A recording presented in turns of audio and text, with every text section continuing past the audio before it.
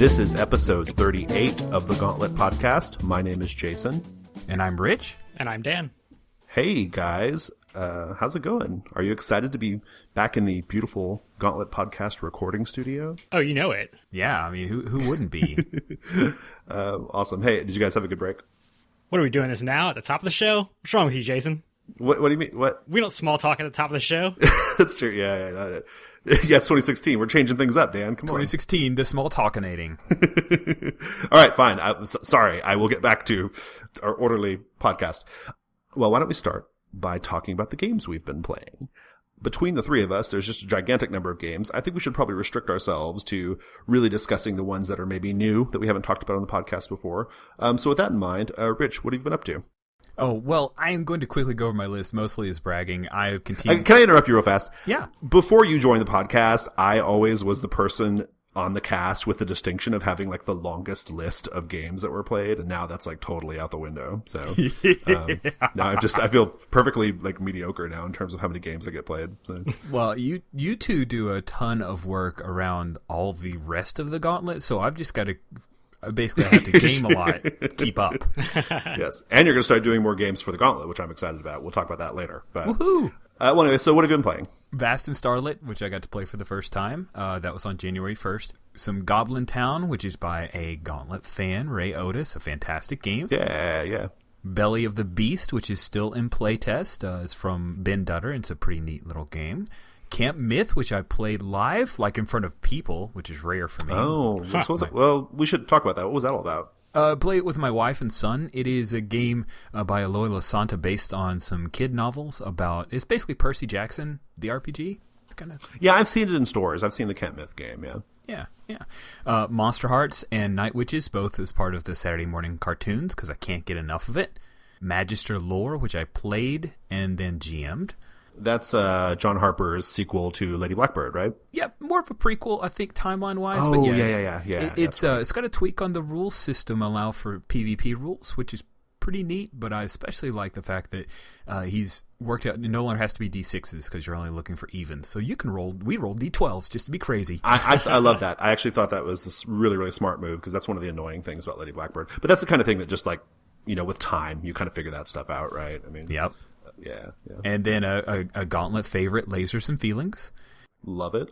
Got to play Time and Temp for the first time. I ran that. That was tough to read, but easier to play, if that makes any sense. Let me ask you a question. Time and Temp is the one where you're supposed to hand out the employee folders first, right? And they have to sign an initial to show that they've read every page, right? Yes. So how did you do that? Well, there's actually a PDF paperless Office edition. Okay. So I just that's really smart. It's good. Made sure that they had access to that ahead of time, and then we talked about it in chat before the game. So I felt as HR, I felt comfortable that they understood.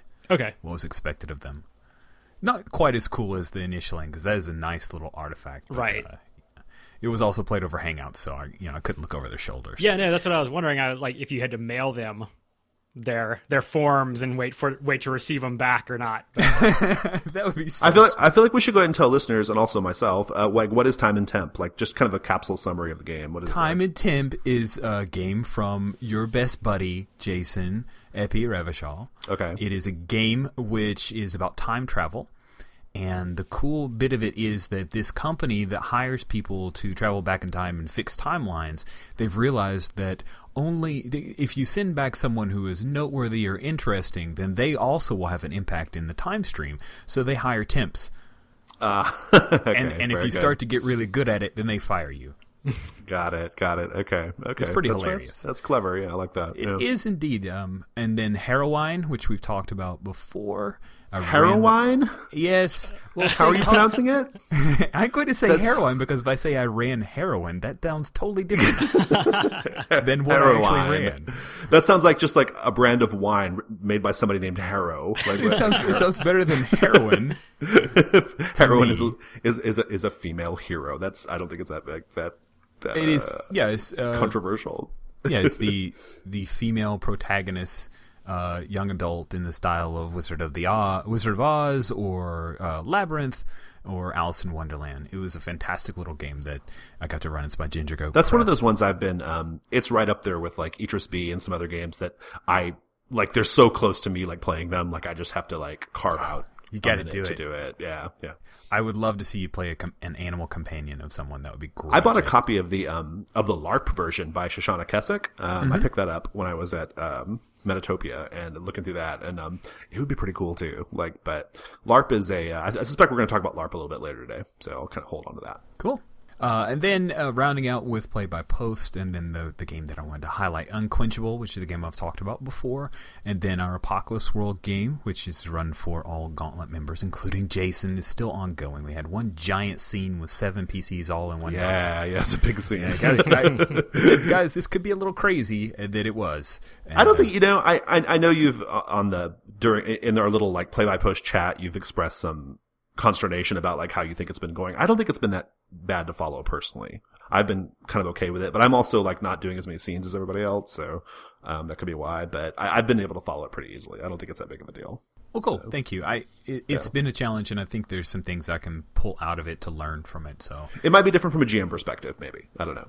Yeah, I just worry that the people who are more quiet, like who aren't posting as often, are getting lost because we're kind of jumping around in the document because people are moving in and out. It was a party scene, so people are moving in and out of the scene. So they're at different points in the document, and I've got links, like hot links and bookmarks kind of jumping all around the document. I know, yeah. It's kind of chicken scratch. It's going to be really, I can't wait till we're done with this. Not because I want it to be over, but because I want to see that final product, I'm really, really curious to see what that's going to look like. And I'm going to just put you on the spot a little bit. Are you going to go back and like edit it a little bit or do anything with it after we're done? Or are you just going to kind of let it be like a raw thing? Like what's your thinking on that? Historically, with these games, I have always left them as a document because it's a collaborative effort. And for me to go in and edit post facto seems unfair to the I meant just like oh no okay, I was just kind of suggesting like maybe like putting it all in one document, I think with some light formatting. And then a little bit of formatting and then PDF it up, so it's easy to do out of Google Documents. I think it could be really cool. That's one of the goals that I had in doing side comments for all mechanics, so that it should read, once I go and reorder the party scene to sequential order, it should read more like a story. It's gonna be so freaking cool. We should commission art for it. That'd be really awesome. Anyway, that's for the future. I'm doing a horrible job, Dan, in following this directive here. So the last game that I want to talk about, and I really wanted to highlight, is resulting from a thing we'll talk about in a little bit here. I wanted to know about a street-level superhero game, and there are tons of them out there. A friend of mine, Lowell Francis, has a Google Plus community called Superhero RPGs, so I jumped on that community. I've been a member of it, but I never really posted. I was kind of a lurker.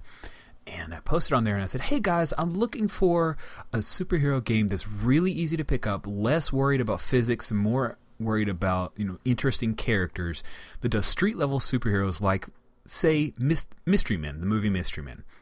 I got a bunch of responses, and one of them was from a guy who said, hey, I wrote a game with that in mind called Kapow. Within an hour, someone else said, well, tonight, there's this guy who's going to be running Kapow.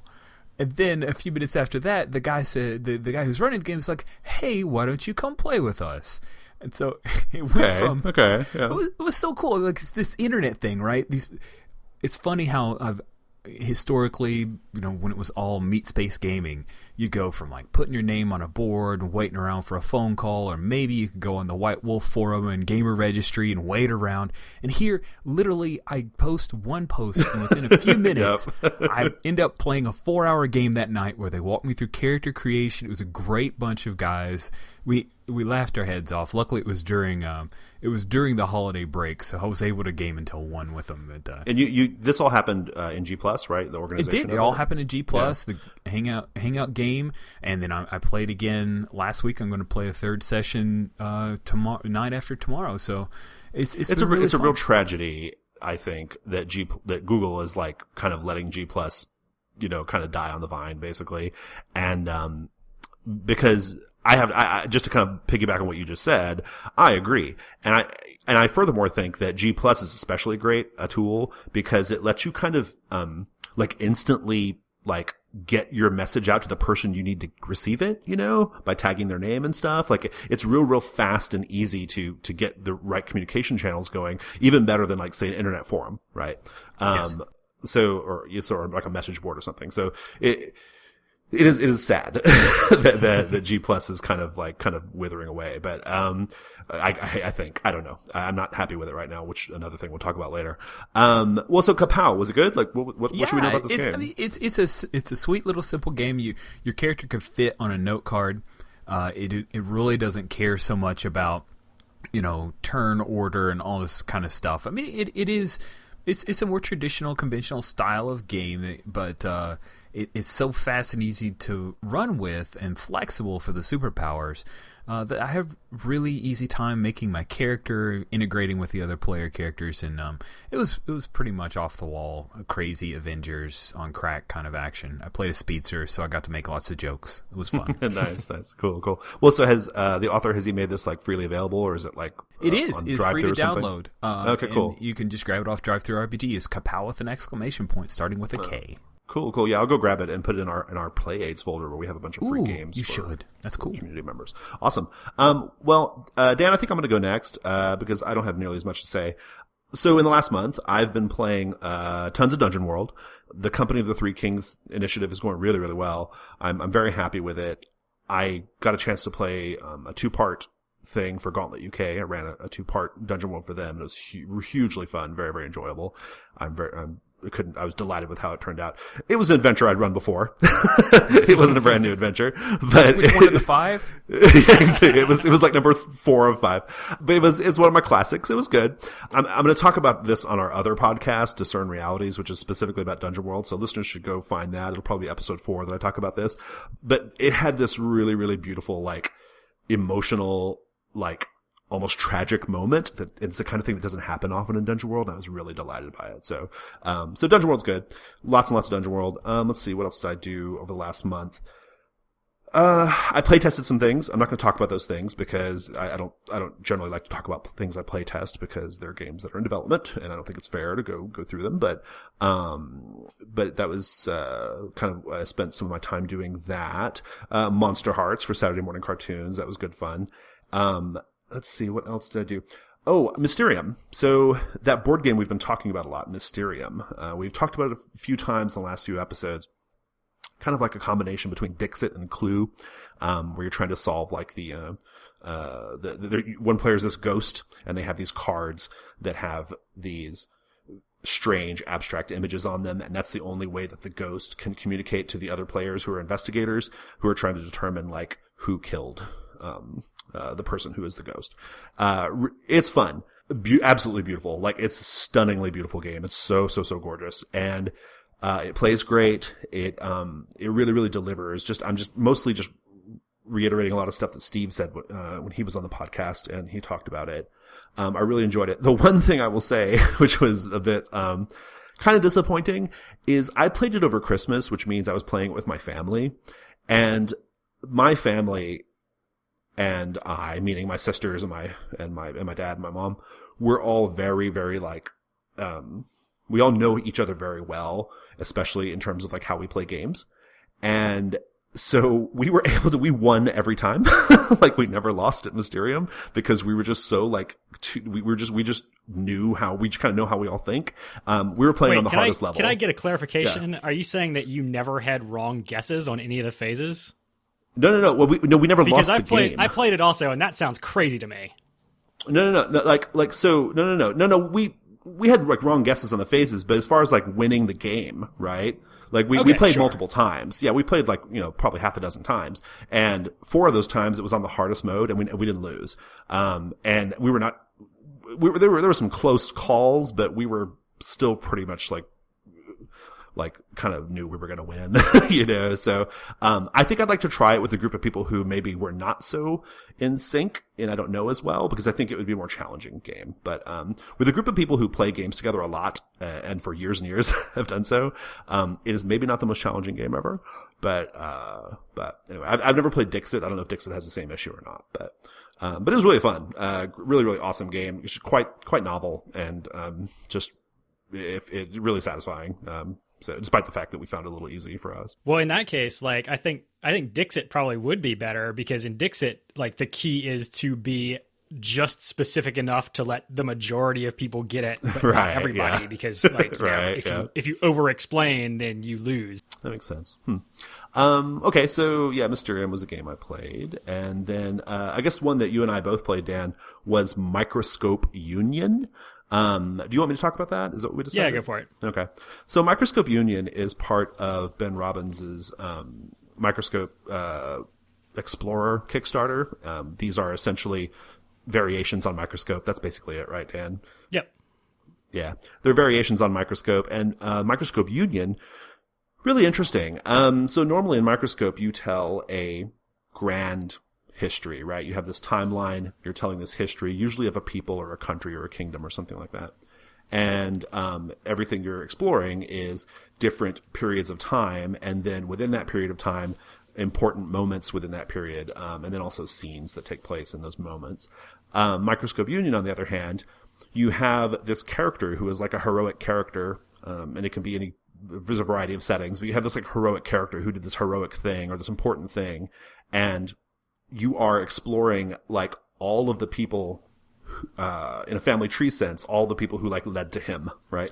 So visually you're working backwards, but you can kind of jump around all over the family tree. But essentially, like, you're going to be looking at, his parents, and within his little parent coupling, you're going to be exploring like the history of the dad, the history of the mom, and then like their history together, their union that made the hero, right? And then you'll do the same thing for the dad. You'll have his parents, and so forth, right? And kind of expanding out, maybe like 3 generations or something like that. Yeah, back to great grandparents. Yeah. And it was really cool. It was the end product was really, really neat. It was something I'd never really done. Like, it was really quite unique as far as role-playing games go. Like, I'd never done anything like that. Explore, and just the way you got to, it was just really satisfying the way that, like, his grandmother was like an activist, or she had like this really like strong, ideological opinions about this thing, and you can kind of see how that's like filtered down to him, right, and affected the way he thinks, does things, and it was pretty cool. I will ding it in this way. I don't like the scenes in Microscope. The real drilled down part of Microscope where you do the little scenes. I'm not into that. I don't like it. I don't think they ever come off right. And this game has a lot of them. Like, it's really, really scene heavy. And it's the same scene mechanic as in regular Microscope. I still think people should check it out. But if you are one of those people who has an issue with the scenes in Microscope, this game is not going to solve that problem. It still has those issues. Dan, what did you think about it? Yeah, I mean, I liked it, and I thought that, as far as the scenes go, I thought it was a little better than regular Microscope, because you do have some grounding in who the characters are. Because the big problem for me with Microscope scenes is that you jump in and you define characters as you're making the scene for the most part. And they're characters you've never seen before and you'll never see again. But at least in this one, you have some context for like who these people are and kind of what their background is already going into the scene. So, like, in that way, I thought it was a little more satisfying, but that said, I don't think that the outcome of any of our scenes was particularly great. Yeah, I don't think so either. They were, I got a chance to play a couple of other games that have a similar mechanic in their scenes, which is, to Microscope, which is you ask a question, and then the whole point of the scene is to role play the scene until the question is answered. I've reached a point where I think that role-playing game designers should ditch that. I've just had no luck with it. Like, I never have any luck with this way of scene framing, because I feel like, okay, we have this question that we're trying to answer. Great. You end up with one of two. It feels like you always end up in one of two circumstances. Either you answer the question just by virtue of who you put in the scene, right? The people you put in the scene, like, kind of answers the question. Like, it's really obvious, like, where it's going. Or you just role play, and you never get to the answer, or you just feel like you're forcing it. Like, oh God, we've got to end this scene at some point, so let's just like force this, make it happen, right? Yeah. And I think there are a number of games. This is kind of a popular design thing for a couple of years, and so there are a number of games who do that do this. I've never liked it. I just don't like it. I don't like it when you're trying to answer a question in a scene. It just feels so counterintuitive. I prefer to start scenes and end scenes in a way that just feels narratively appropriate, as far as like the story beats go, and ending scenes like where it seems like they should end, as opposed to what I think is a very artificial way of framing up and playing out scenes. But having said all that, the Microscope Union was pretty damn cool. Like just like regular Microscope, everything else is pretty awesome. So yeah, absolutely. And when we were done, I mean, there were so many interesting characters just littering this tree that I would have been happy to like jump down and play a game focused specifically on any of these characters. So yeah, absolutely, I agree 100%. In much the way that regular Microscope, like helps you create like a world almost, like to go play other games in. This kind of does the same thing, but for a cast of characters. Yeah. So pretty awesome stuff. Well, Dan, what else have you been playing? I also played a Christmas themed version of Goblin Quest where everyone, instead of being goblins, everyone was elves. Nice. Santa was just a dirtbag who was on a year-long bender, and so the elves had to like sober him up and get him on the sleigh, and got murdered by reindeer, and there were just OSHA violations all over the toy factory that elves got killed in. So that was a good time. Another Grant Howitt game, we did Regency Ladies as well. Oh, okay, cool. Yeah, that's a good holiday game, I think. Regency Ladies. We played it after the holidays, but this was not holiday themed. Yeah. But what we did in this time, like we did make one change from the last time we played it, and we put a threshold where, like, the point of the game is you have these characters. The rich characters want to end up marrying other rich characters, and the poor characters no one wants to have anything to do with for the most part, right? But we put a house rule in where if two characters had met a certain level of like affection for each other, then they couldn't refuse if one of them proposed. Oh, that's good. Yeah, and so that made it a lot more like feel a lot more consequential in the scenes where you had like a super poor but attractive person, right? Yeah. Because you were desperately trying not to fall in love with them, and which I think kind of feels right for the game. One thing that that didn't work that great is we had weird random luck when we were rolling up our characters, because you roll a die to see like what your stats are in like charm, means, and status essentially, and those might not be the exact terms, but that's essentially what your stats are. And so you roll a die for your male character, and then your female character gets the inverse of whatever you roll. Theoretically, like, if you have a super charming man, then your woman is not going to be very charming. But we all rolled really poorly, and so all of our male characters were just complete dirtbags, and all of our female characters were great. And so it was it was just a weird dynamic, because like we had a bunch of very elegant, appealing ladies, and then just like complete trailer trash, like chasing him around. Okay. It was a weird dynamic, but it was a good time. So it's fun in much the same way Goblin Quest is. I also played Metal Showcase 11 PM, which this is one of the games that when we had Jason Morningstar on, this is one of the games that he said more people should play of his. So you did. I did, yeah. I do everything Jason Morningstar tells me. So I played this game. Every morning I log on to G Plus and I just see what my marching orders are. Basically, yeah. So yeah. It's mostly reading a lot of history then. Right, pretty yeah. much, yeah. Oh, I'll tell you what though, I've watched a bunch of movies that he's like he posts about his different movies that he likes to watch. He has really good taste in movies. Just want to throw that out there. All right. Well, anyway, Metal Showcase 11 PM. This is a single player RPG. Theoretically, I actually played it. It comes in a little book, and it's like a choose your own adventure style thing. So I actually played it like with my wife. We just read through it together and like mutually made decisions and talked about things. And the gist is you're a dude who is in a metal band, or who knows how to play bass. I think you're a bassist. You're a dude who knows how to play bass. And there's like a battle of the bands for like metal bands. And the cash prize is like $1,000, and you desperately need $1,000 for some reason. And you have to form a band and then go on and compete. And the way you're doing it is you're going through and you're getting to things that are like, regular choose your own adventure style things. Like, hey, if you want to get like Schmitty to join, go to page X. If you want to get Pancake to join, go to page Y, right? But then you get to those pages and he kind of breaks the rules of choose your own adventure games. In that there's like little sections. They're like, you either have to roll to convince this guy to do something, or you can like debase yourself in front of him and really think about how you do it and how that makes you feel. And in that case, you don't have to roll. You can just get success automatically. And then like all of those things sort of come back at the end and you have to, like, there's sort of a reckoning for all of the things that you've done. Okay, sounds cool. Yeah. But that's all outside of what's written in the book, right? That's all stuff that you've brought to it. And so there's other sections where you're filling in like backstory, like, hey, this girl doesn't like you because of something that happened last summer. What was that? And so you sort of fill that in, and then like later on you'll have to, you can try to make her forgive you for this, or you can just roll, right? But that's all up to you to decide like whether you're satisfied with, like, if there's a way to make this work or not. It's really interesting. We totally sucked at it because my wife wouldn't let me do any of the really underhanded things to get ahead. Oh.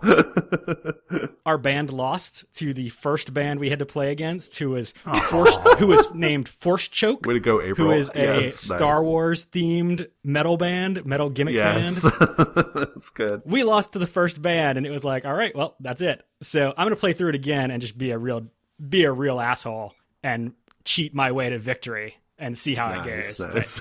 Yeah, it was super fun. I liked it. Awesome. Anything else?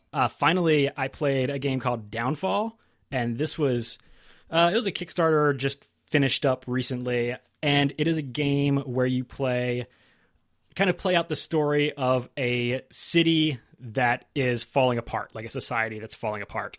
It's falling apart specifically because it's built on a flaw. The first thing you do is kind of pick your flaw. Our flaw in our game was wrath. And so everything in the society is based on this flaw. So you come up with traditions, things like, and there's categories for them.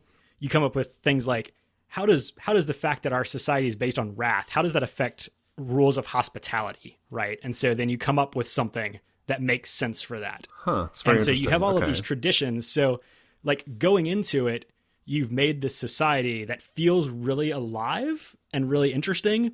After that, you make your characters, and there's 3 characters.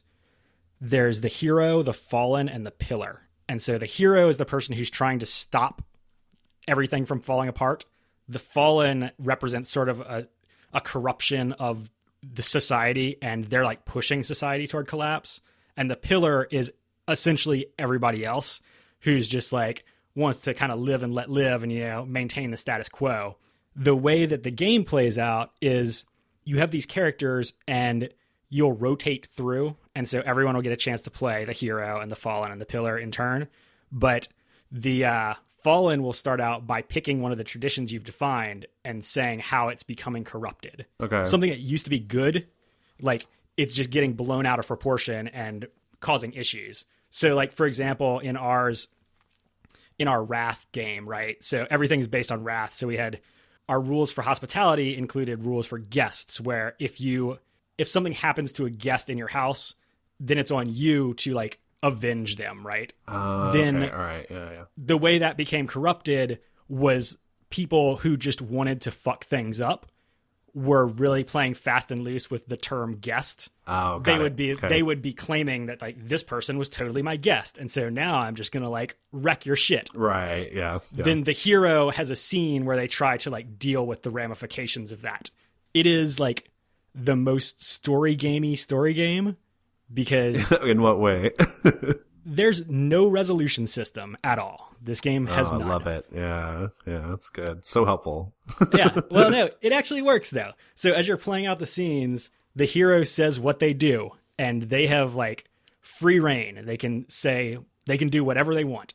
And the only check on that is whoever's playing the fallen character can at any time after the hero declares that they do something, the fallen character can say, but there's a consequence, and say what the consequence is. Oh, Things sort of spiral out from there, right? You can do whatever you want as the hero, but the fallen player also can impose whatever consequences they want on your actions.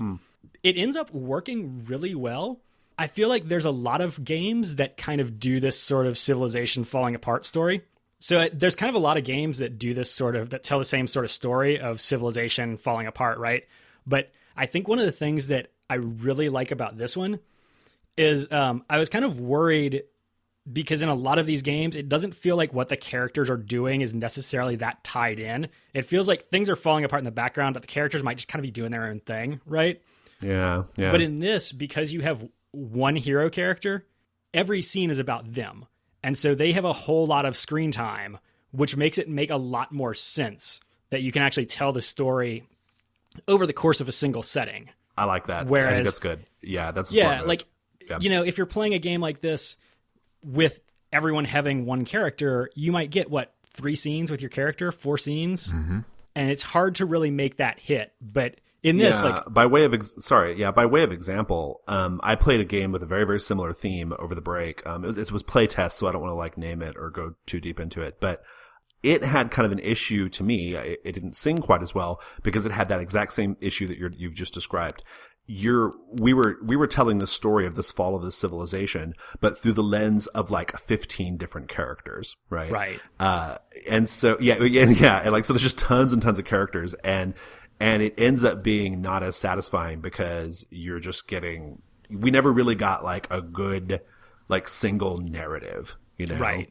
It was just little tiny chopped up bits of narratives, and it didn't feel great. So, but yeah, so in our case though, everything dovetailed perfectly, and it made sense. It felt like our character was really in a way responsible for everything that was happening, or everything kind of flowed back to her anyway, and yeah, just super satisfying. Yeah, cool. I got a chance with Indie Plus to play Downfall, and I agree with your points. It's a tighter game, and having that one character as the focus is really, really helpful. With other games that are, this is about everything going to hell. If you do it really, really fast and there are too many characters, then it's unsatisfying. If you do it where everybody gets a chance to breathe, then you're like, well, I want to keep playing my character. Right. Yeah. Awesome. Well, great. Cool. Is there anything else we want to say about Downfall? Nope. All right, cool. Well, let's go to the next segment.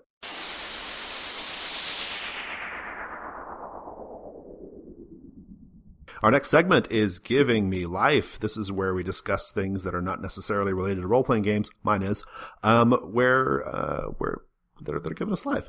Who wants to go first? I have not made any judgments, but who should go first or last? The first one on the list is Rich. Why don't you go first?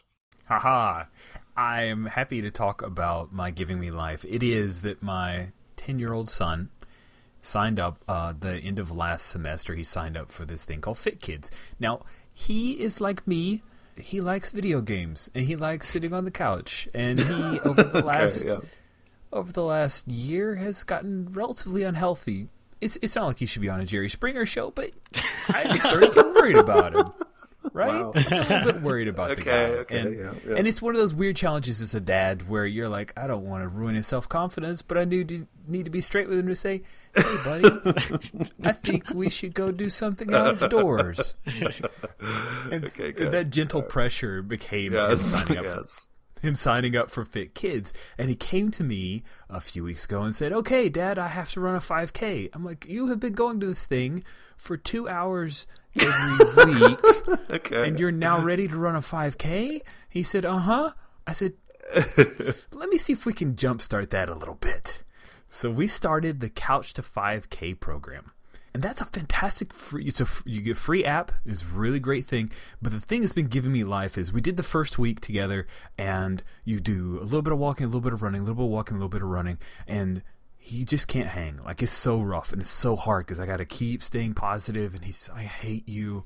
I want to die. If I break my arm, can we stop? And it was really, really hard because I love my son, and being the drill sergeant of no, keep running, don't stop. Coming behind him and pushing his back, or letting him grab onto my arm and pull him along. Oh, on the third day of the Couch to 5K program. Again, we're out there. We're halfway through. It's like a 28-minute thing, and we're in the walk session, and then we start to hit the jog session. He's like, please, no, just talk to me, Daddy. And so I just start talking, and I can run, and so I can run and jog, which is amazing. When you get to the point where you can hold a conversation and jog, it's the greatest moment of your life. Right. And so I have forgotten that I always listen to podcasts or music or stuff, so I started to take my mind off the slightly annoying pain of slamming your feet, and that's all he needed. I'm trying to think of stuff to keep talking, So I start telling him about the games that I'm playing and running. Oh, good. Yeah, that's good. So I'm telling him gaming stories while we're jogging. It's like a win-win, guys. Talk about giving me life. Just practice. That would practice make me your run podcast a lot stuff, faster if someone were telling game stories behind me. I would run as fast as I could away from them. Yes. That's good. Yeah, that's good. I like it. So that's what's giving you life. Absolutely. All right, cool, awesome. Dan, just on the assumption yours is better than mine, I'm going to go next. Even though you haven't listed yours here, so thank you for that. I was on vacation last week, and we were in St. John in the U.S. Virgin Islands. It was lovely, and I got a chance to do some beach reading, which is something I like to do. It's the only time I read books is when I'm on the beach on vacation. I chose to read. Do you remember, like, from back in the early to mid '90s, those Forgotten Realms books by R.A. Salvatore, the Drizzt Do'Urden books? Oh, yes, sure. Yeah, right. Yeah, so I Ranger with twin scimitars. Yes, yeah, twin scimitars and the panther. Yeah, all that. the panther named Guinevere. Yes, I think Guinevere. Yeah. I read a couple of those when I was a kid, and I in fact had read the one that I decided to read this trip. So here's the thing. When I was a kid, I loved, it delighted me to no end, how much, like, how cool the books were if you also played Dungeons and Dragons, you know? Like, they have, like, the way that, like, he basically incorporates the rules of Dungeons and Dragons into the novel I thought it was so amazing. I still think it's amazing, but like in a different way. So now, as an adult, it's really, really, it's super amusing. Okay. Because if you just like picked up these books like off the shelf nowadays and you had no exposure to Dungeons and Dragons, there would be huge parts of the book that would make no fucking sense. Like you would just be like, what the fuck is this? Like if you just like wandered into the fantasy section of the bookstore and you picked up one of these books, like you would not know what was going. There's a lot that just wouldn't make any sense because you have to know D&D for them to really, work. And so a few choice examples that I wanted to call out here. Every time the books, these Drizzt books, every time they mention like a specific monster from D&D, there is literally no flavor text to describe what the monster is. Okay. So they just say the priestesses summoned a Glabrezu. There's like no description. There's like no description of what a Glabrezu is. None. Like zero. They encountered a troop of hook horrors. And so like if you're just, you're like, you'd be like, what the fuck is a hook horror? I know what a hook horror is because I play D&D. But there's not even any like, they're this big and they're shaped like this and they have weapons. Nothing. It just says there's a hook horror. Done. And just a displacer beast. Now, if you didn't play D&D and you just saw a casual reference to a displacer beast, you would want to know what the fuck that was, right? None. No description whatsoever. So, I love that part. I thought it was pretty amusing. Everyone in the book is a fighter, a wizard, or a cleric. Like every character is a fighter, a wizard, or a cleric. And he never uses synonyms for those words. It's always fighter, wizard, and cleric. So no like, he's a warrior or he's a master at arms. Right? No, he's a fighter. He's not a spellcaster or a sorcerer or a mage. He's a wizard. He's always a wizard. So, I thought that was interesting.